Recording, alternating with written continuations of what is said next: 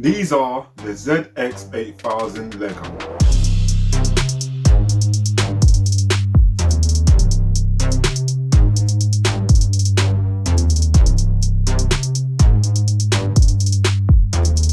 Released earlier this year around May. The colorway is royal blue. Retailed when released at £110. And if you are Adidas and Lego fan, then this is a dream come true with this collaboration. This is not the first time Lego has teamed up with Adidas. They have done this before on an earlier collab in 2020. If you have been following me for a while, then you know I'm an Adidas ZX8000 fan.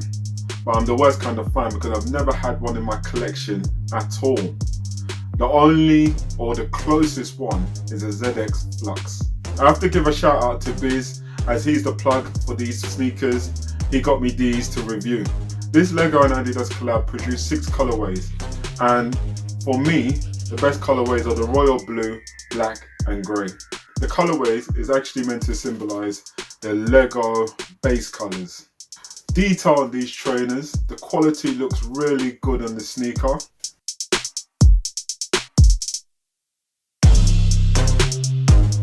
On the upper you can find a lot of Lego touches. Around the lace area, eyelet, heel canter, and you have the Lego brand on the tongue. Other nice features are the Adidas stripe, which are stitched to give the logo's stud look. Materials are good on the upper. You have suede, nylon mesh with vertical stripes on the toe box, and a TPU heel counter. EVA on the midsole. Outsole is rubber with the beautiful contrasting yellow torsion bar.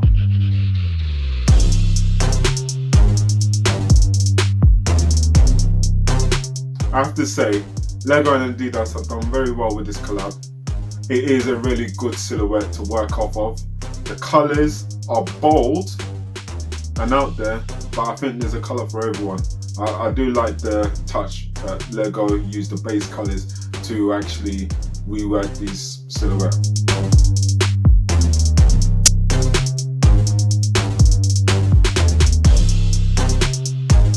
If you look online, you can get these actually cheaper on discount for about £75, and they have sat, so you can get a lot. You can get probably all the colorways now, but with the range of bold colors, I'm sure there's a color for you. And if you're not feeling out there, then you can definitely go with the black or the grey.